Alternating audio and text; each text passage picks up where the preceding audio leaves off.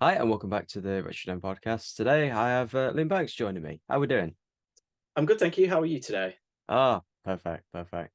So, Good, good. could you describe like who you are and what is it that you do?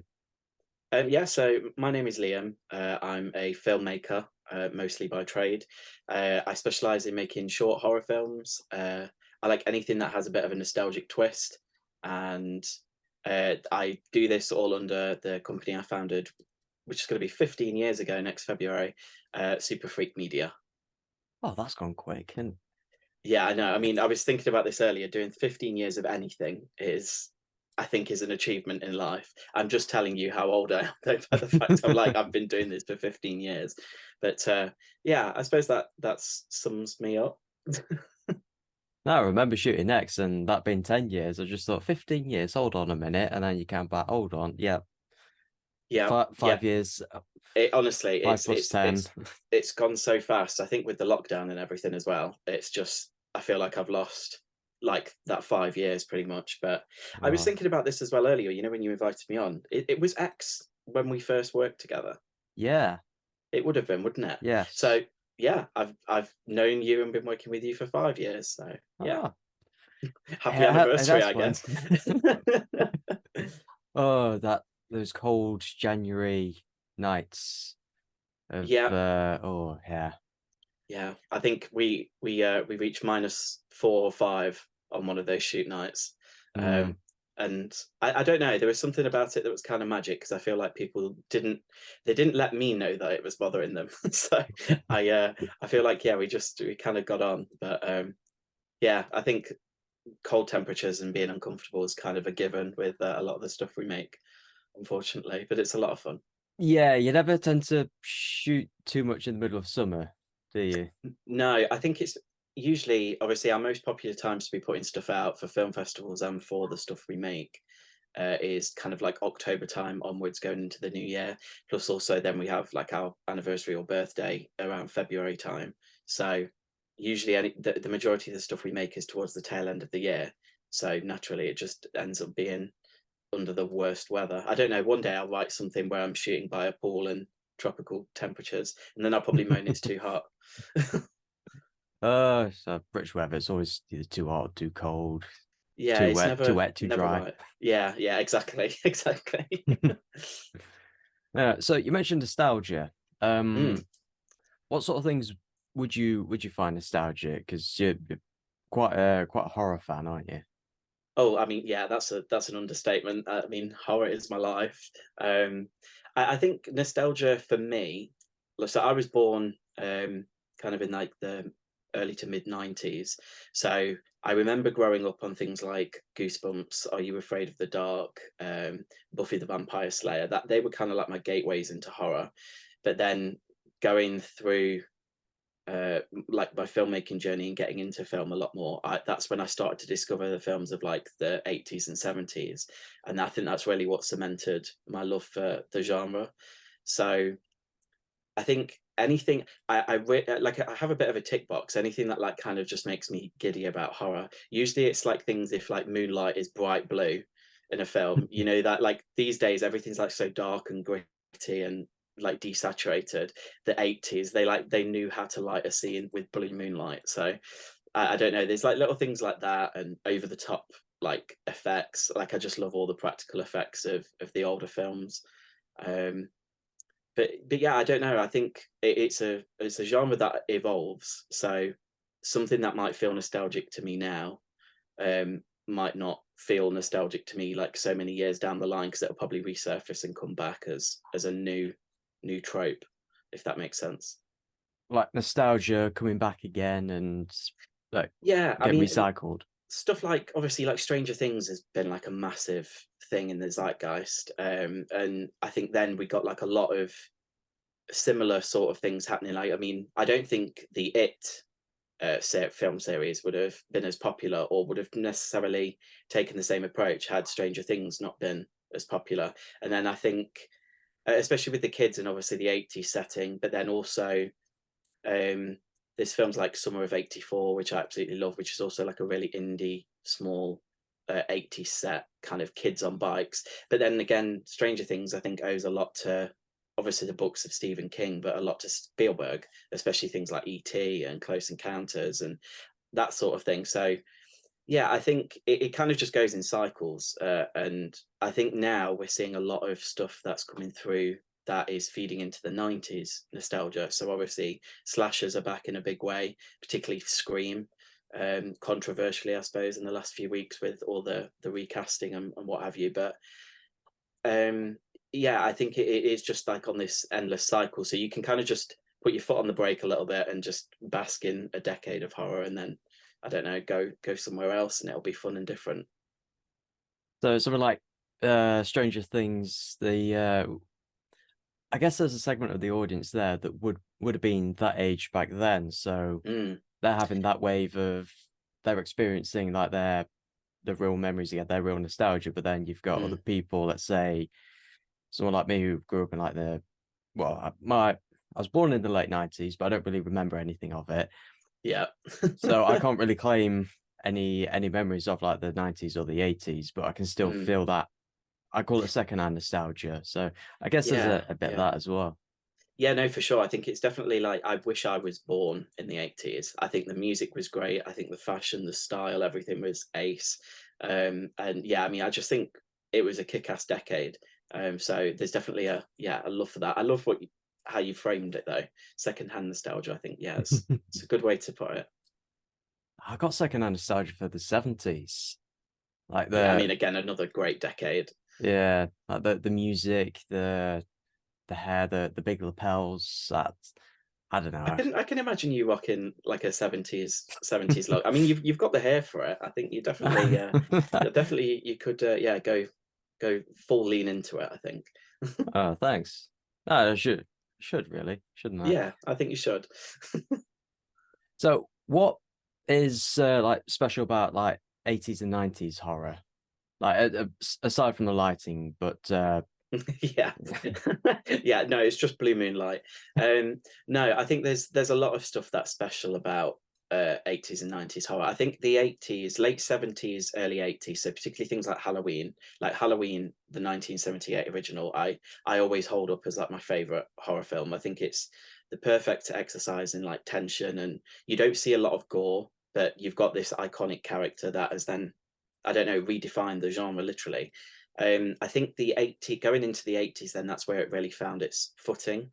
And I mean, we did get like a bit of I suppose we almost got a little bit sick of the same old things, like because when we were getting like Friday the 13th part 8 or whatever, everyone was kind of like, oh well, we don't need that again. But I think yeah, definitely the early 80s, early to mid 80s, I think horror really found its footing. And then I think in the 90s there was that other resurgence. And I mean, a lot of it is down to Wes Craven. Obviously he had Freddy Krueger in the 80s, and then had Scream in the 90s, and I mean before that had things like Hills of Eyes, Last House on the Left in the 70s. So it was, I think there was a lot of really great voices. A lot of the people that we hold up as like icons of the genre were making really cool beep stuff in that time. So I definitely think there's no I think you can definitely see that that's why you consider it to be the golden age of horror. And I don't know if we will ever see anything like it again. I know we've had some particularly like good years where we've had some really cool original stuff. I'd say probably now the way it's going, it's more with like A24 and the elevated horror and Ari Aster, Jordan Peele, Robert Eggers. There's a lot of more kind of slow burn tension kind of pieces, with not obviously the in your face like visceral gore and like body ripping and body horror that you would have maybe got in the 80s. But yeah, I just think it's just incredible. It's just such an incredible time. Like if I and like I suppose there was like the video stores and stuff as well. Like people were getting a lot of the entertainment at home for the first time, and then we got like really great poster art, and we got really great like VHS covers. And I will say I can't really remember ever like going to a Blockbuster or there being like VHSs all that much, even when I was younger. But I think I still know like certain horror films by their posters because of how frigging awesome they were, because they had to like pull you in. But yeah, I think before that, horror had always been a little bit more like PG and a little bit more safe. Like it was, I don't know, when you think of other golden times of horror, you think of like the Universal monsters and those sorts of things, and that was like 50 years before that. That was like the 30s and 40s. So it took its time, but Hmm. it then horror very much invaded suburbia, and I think that's where it became great.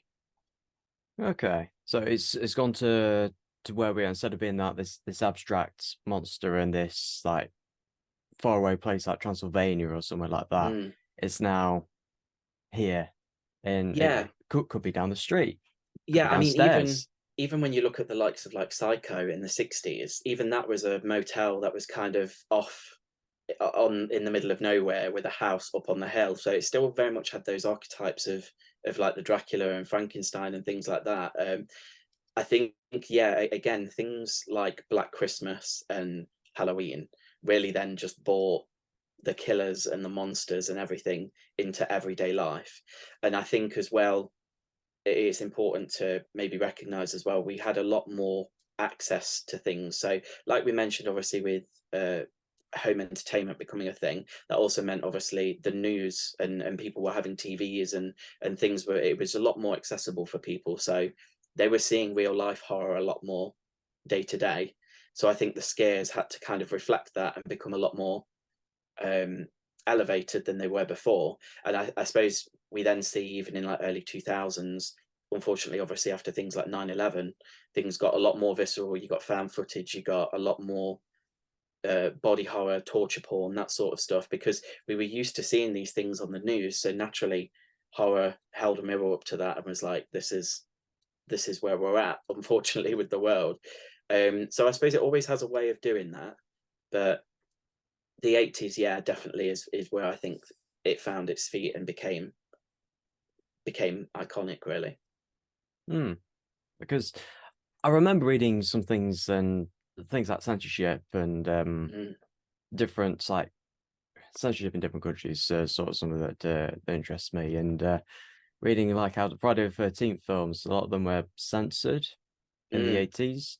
But you look at what was censored, is yeah, it's gore, it's bloody, it's graphic, but you think, oh, is that it? Is that all that was censored?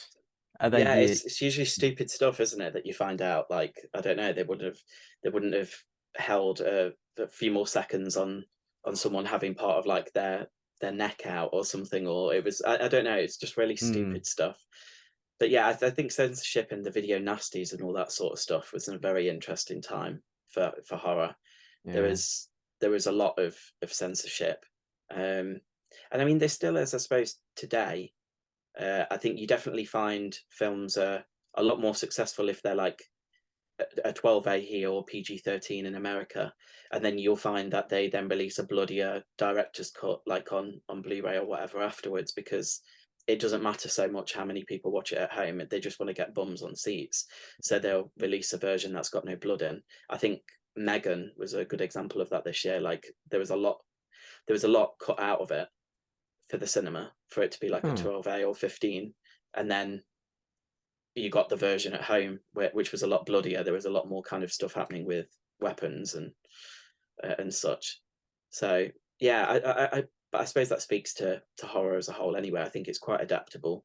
I think you can be easily scared in something that could be just a ghost story that shows nothing graphic or violent, but it just jolts you.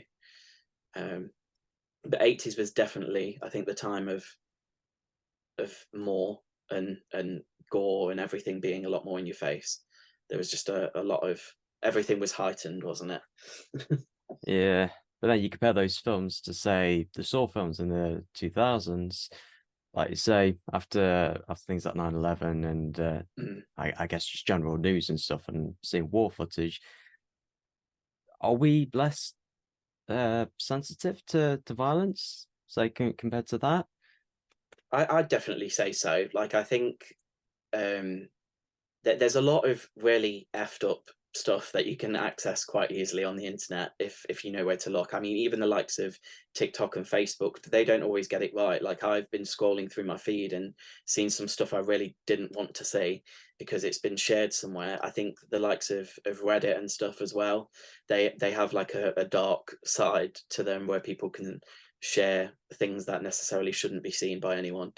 But yeah, I definitely think we're a lot more desensitized to what we see. Um, and but I think that's where like my kind of sweet spot is though for horror. You know, particularly the older stuff is it's so much ickier to me. Like, because I when you look at it, you can tell someone's built it and like it is fake flesh that's being like thrown around or whatever. Mm. But there's something real about it, and I don't know, it just seems grosser. Whereas like now, the last few kind of Saw films have gone more in the direction of CGI to kind of amp up the gore, and it's a shame really. But on the same side, I don't know. There's that morbid curiosity I think that we all have. I don't think it's anything new. I mean, people attended executions and public hangings and all of that way back in the day. So I think we've always, as humans, had that dark curiosity about stuff. But yeah, the stuff that they can get away with showing now is a lot more effed up than it used to be. Yeah, I agree there. Like, they mentioned video nasties, and some of them are just laughable. Like the Mm, poster was really like graphic, but the actual film, it wasn't that bad. Like some have passed as a 15 now. yeah, Others, I can completely understand why they're banned. yeah, Um, like quite a few come to mind. Cannibal Holocaust for one. yeah, definitely. I mean, that to Mm, me touches on something. With I don't really get any enjoyment out of those sorts of films. I don't really get much enjoyment out of the likes of like Hostel or whatever either, because to me it's not entertaining. And like I will never uh, watch something like a Serbian film just based on things obviously I've heard about it. Um, just because I just don't really see, for me, horror, the pleasure of horror is getting scared, but knowing that I'm safe behind a screen and I'm enjoying that experience with other people. So, like, if I'm in a cinema and someone's screaming next to me, I'm like, that's hilarious because she jumped. But then I know 5 seconds later I'll be the one screaming. Um, so, yeah, I think there's a fine line. And I think in some ways, even as a filmmaker, it does annoy me that I don't. It kind of. I think obviously art is subjective anyway, and horror being kind of a part of that in the film space. I don't know. There's even when I kind of like see stuff, even at an indie level, I kind of almost feel it's a bit lazy when people just throw buckets of blood on something and call it a horror film, because I think there's a lot more to it than that. There's an art of scaring people, the same with like comedy, making people laugh. So I think that's how maybe horror gets a bad name, to be honest, just because there is a cheap way to do horror as mm. well. And when people hear that, and they might think of like the 1930s and horrors like that, that back then that was like the newest stuff, the freshest stuff. But now Yeah. we look back at it, it's like, oh, how quaint and Yeah. that. I watched something years and years ago, which was another gateway into horror. I think it was on Channel 4. I spoke about this before, but I think it was like 100 Scariest Moments. And I think Jimmy Carr hosted it, which was hilarious. Of such a weird fit.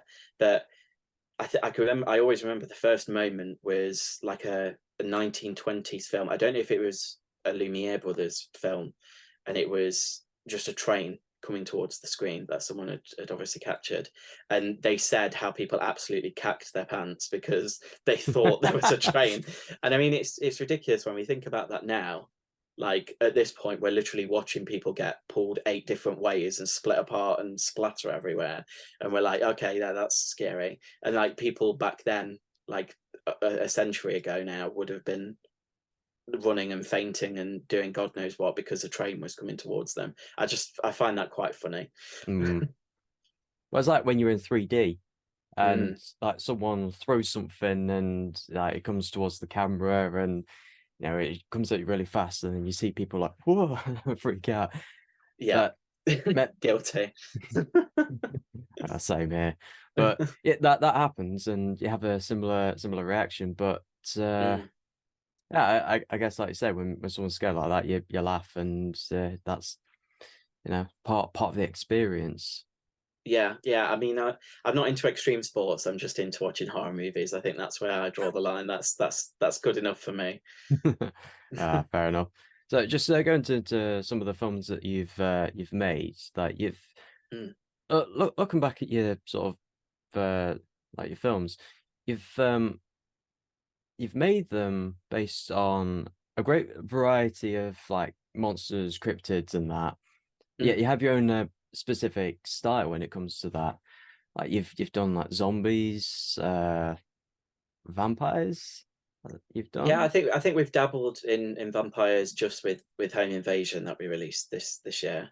Um, but I don't know. I always find the YouTube comments are an interesting like kind of place to see how successfully your creature or monster or whatever has been received. And I don't think a lot of people got necessarily vampire. I think I'm leaning more towards that she was more of like a succubusy sort of thing. But I don't What's know. the difference? Well, I think to me personally, I'm not super familiar with the mythology, but I very much feel like it's a woman who preys on men and like just eats them and moves on, and it doesn't necessarily have the vampiric qualities of like um having to, I don't know, hide away in the sunlight or stake through the heart, that sort of thing. So I don't think those rules apply, and it's usually I think quite a beautiful woman, so a bit like sirens, but I suppose on land. I'd say is a like a succubus. Um, so yeah, just and thinking about it, it's only men, spoiler alert, that die in that film. So it kind of makes sense. So I'll be one of those filmmakers who's like, yeah, the whole time I was thinking, yeah, she's a succubus. Yeah, yeah. No idea. No idea. I always thought succubus was just a female vampire. Like with vampires, like there's still that sexual element to it as well. But Yeah, definitely. Yeah, I mean, yeah, but I suppose that's the thing with all these things, like with the myths and legends and a lot of these like figures of folklore, like they're all just open to interpretation. Like, I mean, what we did the river, which you joined on and helped out with massively, which I absolutely loved. That took on a figure of folklore that I heard about through Sarah, who was in the film. So that was completely my, I suppose, interpretation of what Jenny Greenteeth would be. Like, I didn't read anywhere that once she dragged people into the river that they'd then become like her minions and like scare other people or be like ghouls or ghosts in the water. So I suppose that was like our Superfreak Media twist. And she didn't also need to leap out at the end like bloody Jason in Friday the 13th, but I like 80s horror, so there we go. you got to go with it. Exactly. Do you have a favorite cryptid? Favorite cryptid? Oh, so we did a film that involved Mothman in uni, and I really enjoyed looking at that. Um, I think I'm not so like sold on things like Sasquatch or Bigfoot or like Yetis and things like that, because I don't know, even with like nature shows, I kind of switch off a little bit when it gets to like the monkey sections, because I'm like, I just feel like they're humans but hairier. So like I don't need to know about that. Like I want to go into the bottom of the ocean and see what anglerfish are doing to each other. Um, I think I really enjoyed Mothman. Um, I feel like I can't remember the name of them now, but I feel like there's like some weird like alien things. They've kind of got like a red pointed like cone head sort of thing, which it's going to kill me because I can guarantee when I get off this, I'll be like, oh, I meant to say this. Red pointy head alien. Yeah, I mean, I could do a quick search if you want, and I'll probably know what I'm talking about. But I found those quite interesting. I think visually they look quite Um, cool. They look a bit like flowers with like robes on. I don't know. They're a bit odd.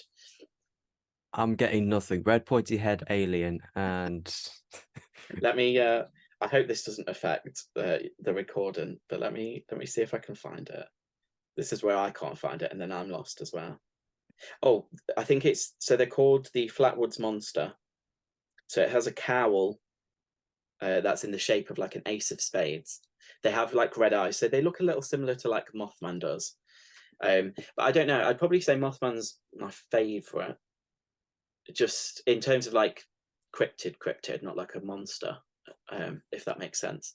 But I just like the fact that it's a bit like preempting like a disaster or something, and then this thing appears. I think there's something quite eerie about that.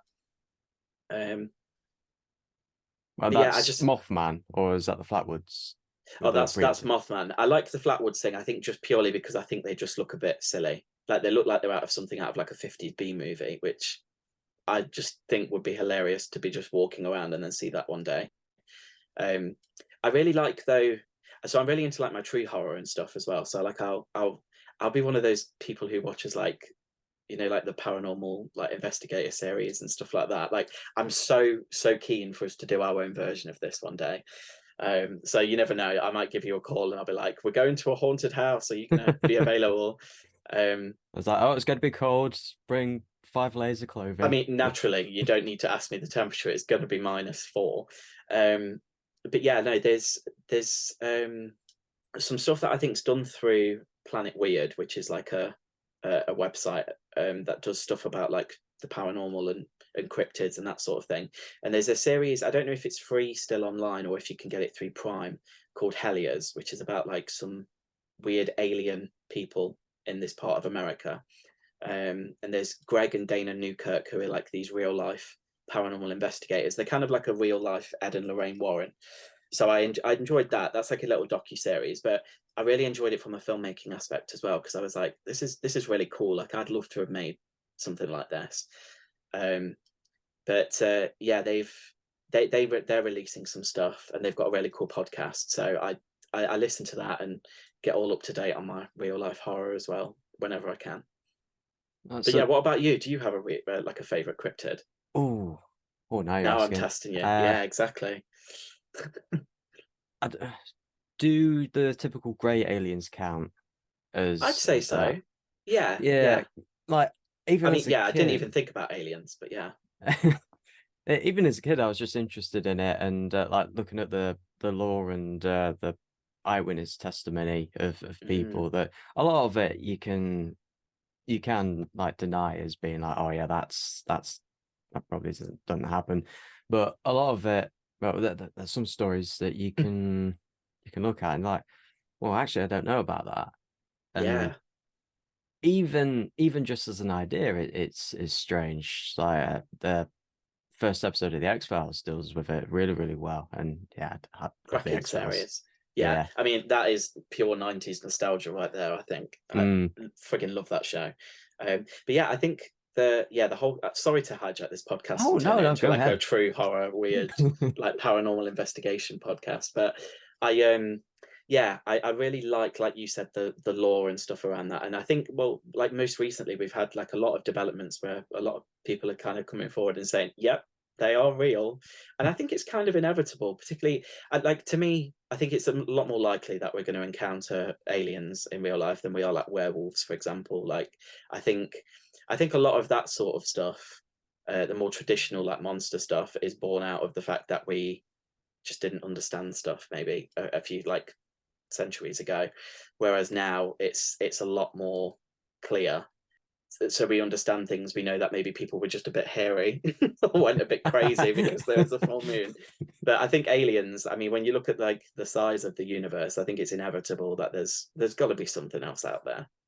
I don't know. I'd love to see the day we see it, to be honest. It's interesting because like now we know how like life develops. Like we know abiogenesis is possible. We know that the building blocks of life can form, and we know that life like is possible because look around us.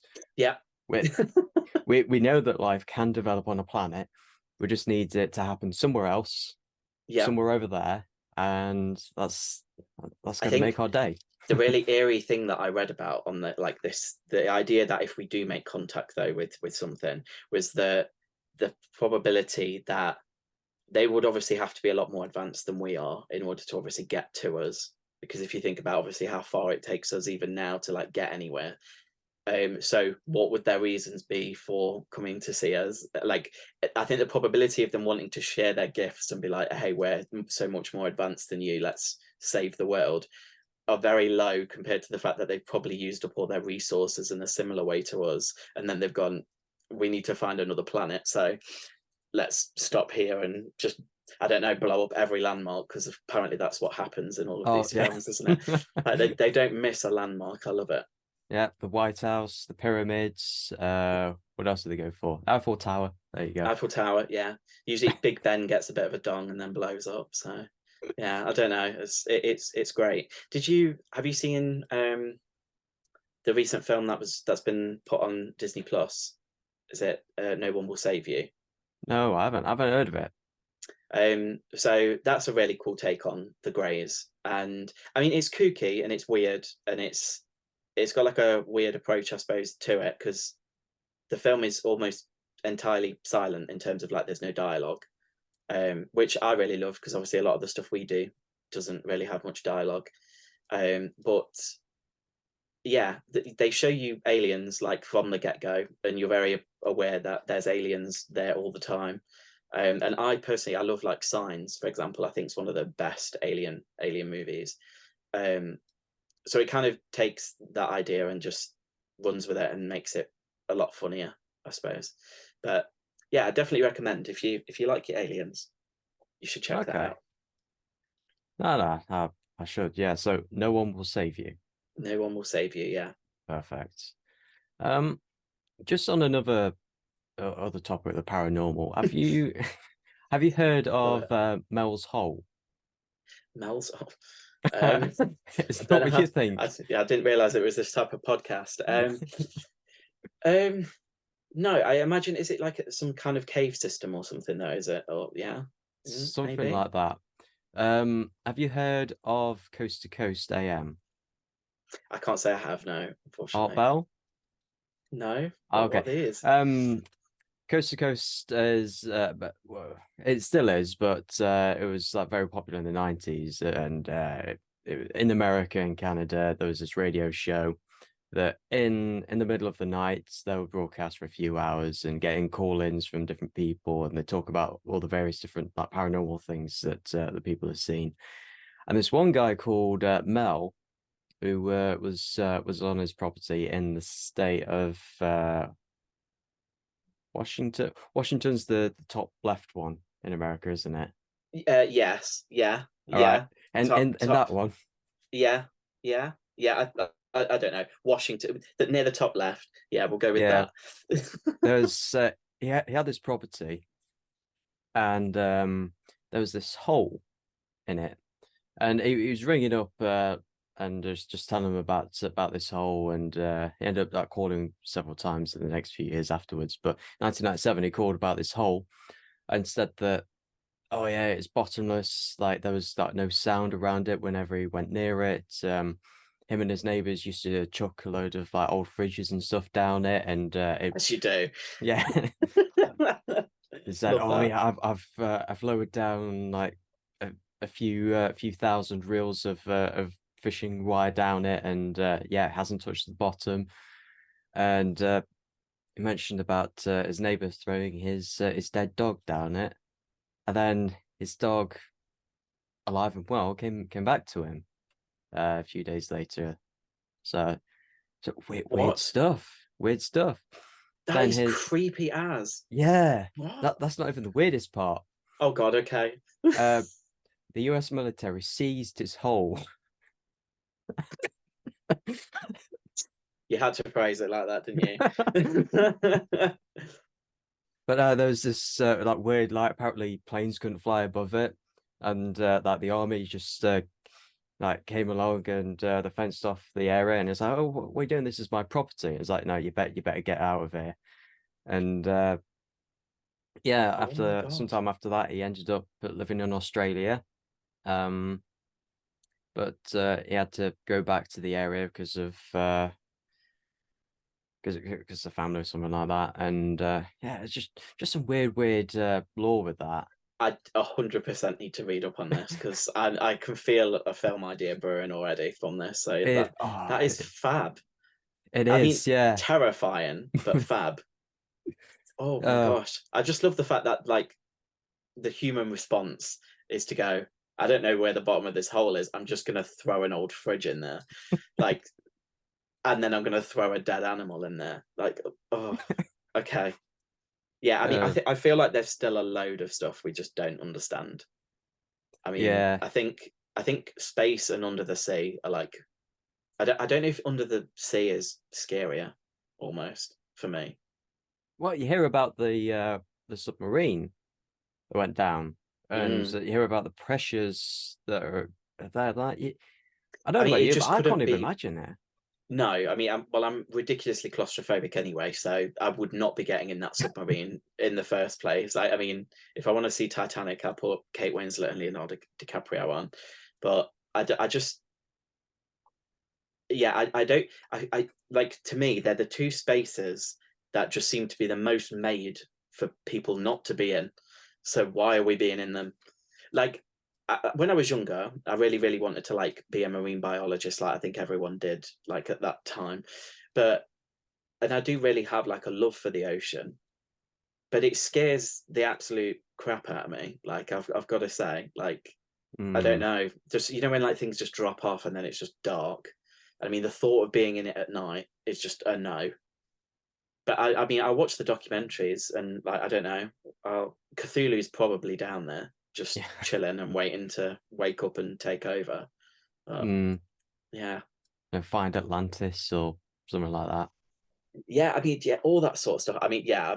So I'm 100% into like all my like weird histories and conspiracies and all of that sort of stuff. So so we're actually developing. We want to do a podcast on this sort of stuff, which we kind of hinted at with our last short film, Whistle, the redacted podcast. So that might be something that we end up making going into next year.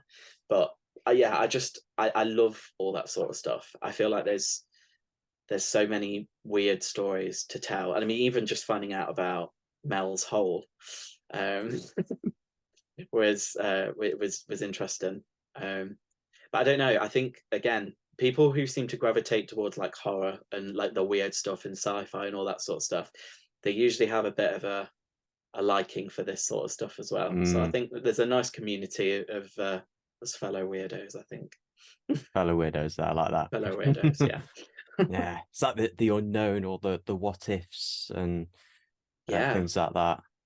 I That mean, even if you yeah. don't believe like a lot of it, you're still like interested in it, or there's like Food for thought on a lot of food things. for thought. Definitely, yeah, Yeah, yeah. yeah. You just kind of think, oh, okay, that didn't make sense. But yeah, no, it's fun.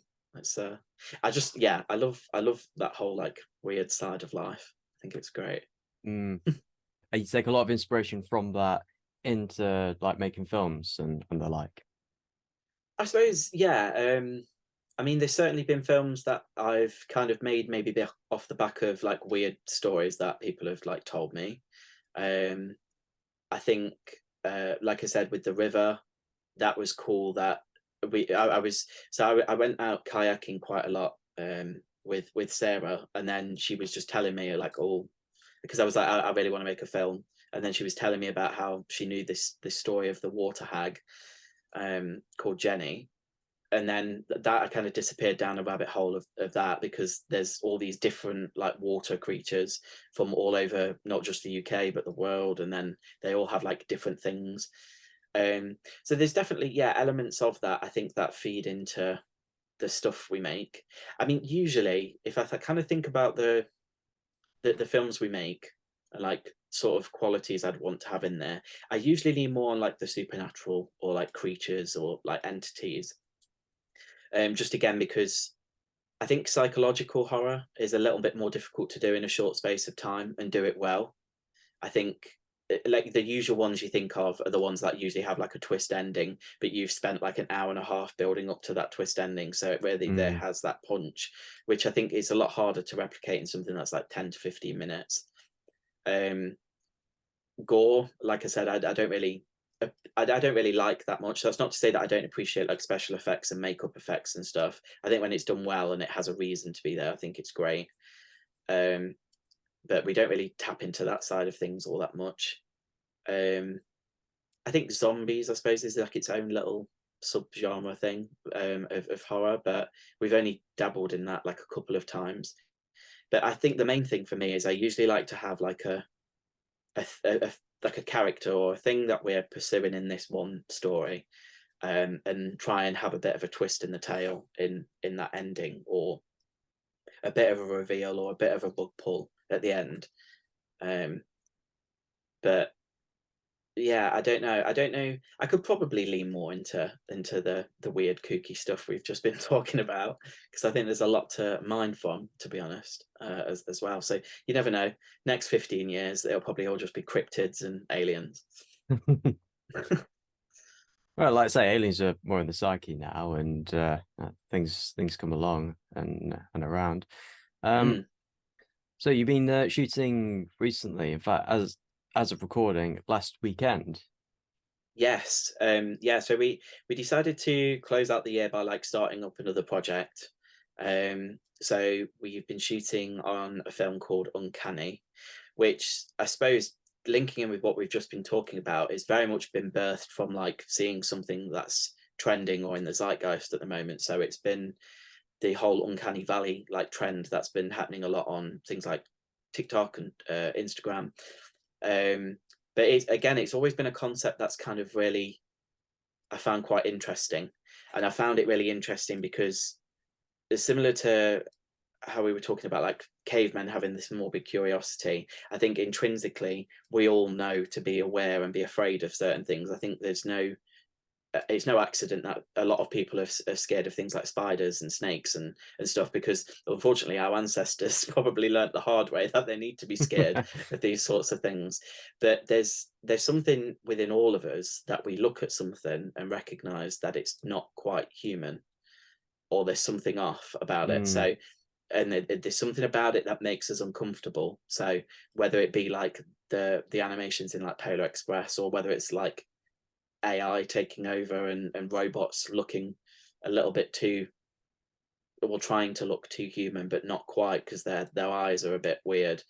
There's always something that I think rings alarm bells in everyone's head. So it's playing with the idea of that, and linking in with you're getting exclusive here, linking in with I suppose the real life horrors of online dating as well, and people maybe not being who they say they are. So the hope is, obviously we're on kind of Christmas break almost at the moment. We're going to resume filming early next year, and then it'll probably be out late January for the masses to enjoy. Oh, perfect. But yeah, it was a lot of fun what we've shot so far. And anything else you can divulge, or are you going to keep on the down low? I'm probably going to keep my cards pretty close to my chest on this one, just because I'd probably say if you want to follow for updates, head to our Instagram, because we documented like the whole day of filming. So there's certain bits and bobs on there. There's a lot of behind the scenes like moments we still want to share, but we'll probably have promos and artwork up pretty soon. So more details are on the way. Perfect. So you got that you got that coming up. You got a potential like weird and like supernatural sort of podcast coming on the over the horizon as well. What else do we have to look forward to from your corner of the internet? So there's a lot planned.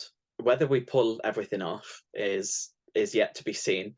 But like I said, next year is going to be our 15th year of Superfreak Media being a thing.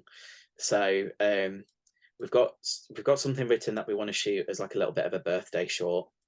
There's the Redacted podcast, which I don't know, it's kind of like a dream goal. I wouldn't mind trying to do that and get that out there. We're also looking to be starting another podcast, which is a bit more focused on the filmmaking side of things, called Behind the Screams, which we'd love to have you on at some point as well. So we'll be kind of having episodes on each film that we've made, and as we make them and go along. So little half-hour episodes where we kind of interview people that were involved, but just dive more into the filmmaking aspects of things, because there seems to be like a real want to find out a bit more about like that side of what we do.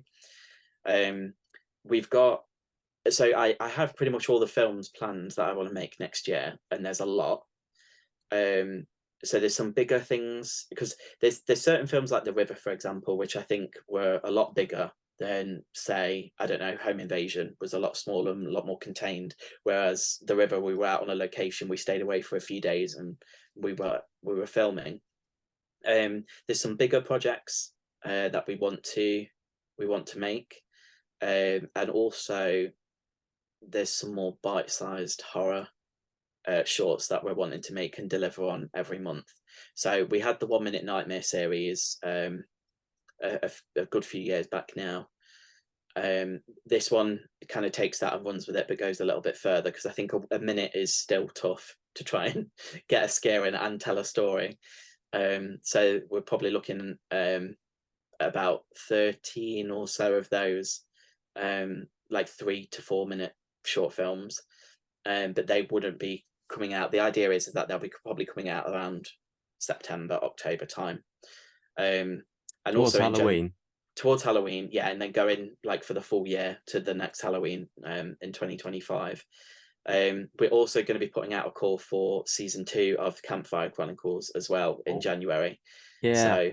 So yeah, we're looking for new writers on that. I mean, we're more than happy to have the old writers as back too, but yeah, that we feel like there's a good few more stories that can be told in that, and we really enjoyed making that. So we want to try and get that together, and that'll obviously also, season 2 should be dropping September, October time next year as well. So that time of the year is going to be extremely busy. Extremely busy for us, all being well. That sounds great. That, because you've done short films, you've done like audio stories. Yeah, you've also done like podcasts before as well. Yeah, so we had the No Ghouls Allowed podcast, which may make a return at some point. I did love just kind of sitting down with the guys and just talking crap about films. So I think we might bring that back, maybe in a slightly different way than it was before. But yeah, I think that could work. That could be fun. And then there's also the Their Queer podcast, which is set to make a return as well next year. But I suppose I run that kind of separately with the other Liam, who I co-host that with. So that's going to be fun to leap back into that. I've got some exciting things I kind of want to do around that over the summer, just because, yeah, it's going to be a gay old time. 2024 sounds like a busy year for you. Yeah, so yeah, maybe I'll speak to you again in like a year's time, and I'll just be like a husk of what I am now, and I'll just be like, we made all of these films. But yeah, I don't know. Fingers crossed. If we manage to get everything done, I'll be very happy. Or at least, even if we manage to get half of what I want to get done, I'll be happy, to be honest. So we're being very ambitious. Perfect. Well, probably wrap it up there. Just remind us, where can we find you? So you can find us anywhere online, just using @Superfreak Media. So all the platforms, we've probably got one going for Superfreak Media. Obviously, if you want to see our main chunks of work, our films, is going to be over on our YouTube channel. Again, you've guessed it, Superfreak Media. We have a new website that is set to launch in the new year. So I think pretty much on New Year's Day, we're probably going to be launching the new website, which we've been chipping away at for the last few months. And as of, I don't know when this is set to go out, but we are going to have an official merch store as well, which I believe is set to land later this week. So, oh, nice. Just search Superfreak Media, you'll probably find something. And please support us. Thank you. No, please do if you can. And yeah, thank you very much. Any last words? No, just thank you so much for having me, and thank you as always for being a part of what we do as well. Like I really do appreciate all the help and support and everything that you've given to us over the years. So it's been nice just to come on here and talk about weird stuff, to be honest. I hope you can use at least some of it. But yeah, I love horror movies. I love making horror movies, and I love working with great people. So it's always a good old time. Oh, thank you. Pleasure as always, and thank you so much for your time and coming on. I really appreciate it. And yeah, check them out. And yeah, we'll see you later. Check me out. Love that.